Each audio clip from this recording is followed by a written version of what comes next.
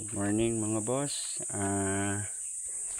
Ito yung ating Honda Click 125 ay ang problema niya walang power sa panel. Ayan, susi natin, wala. Susi natin, wala. Goods naman ang battery. Gamit tayo ng tester.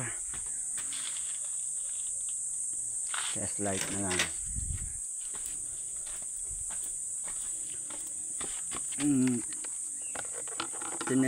Tinesting ko na tong battery nya.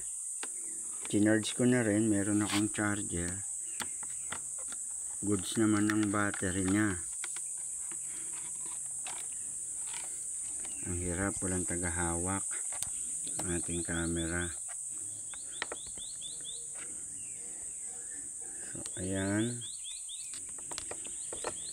goods naman, umilaw yung ating test light. Ngayon, mostly nagiging sira ng Honda Click sa ignition. Chinek ko, okay naman, wala naman yung ano dito. Ito, mga dati kong binalatan yan nung gumawa ako ng remote nya.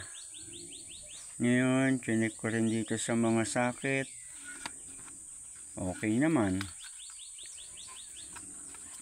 So ang pinaka findings ko dito kung bakit walang power yung aking display o panel board, it's either fuse. Pero tinesting ko naman na yung mga fuse lahat, goods naman lahat ng fuse. Ngayon ang conclusion ko nandito na sa relay.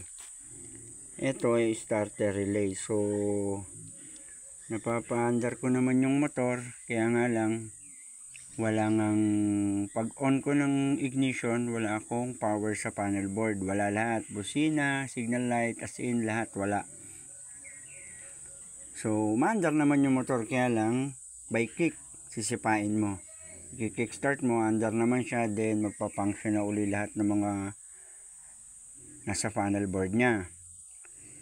Pero pag nakapatay at sinusi mo lang siya, yan, gaya nyan, i-on natin, wala lahat. Wala. So ang pinaka-conclusion ko ay nandito sa power relay na lang. Sabi ko nga, itong mga fuse okay naman to. So itong power relay na lang ang conclusion ko.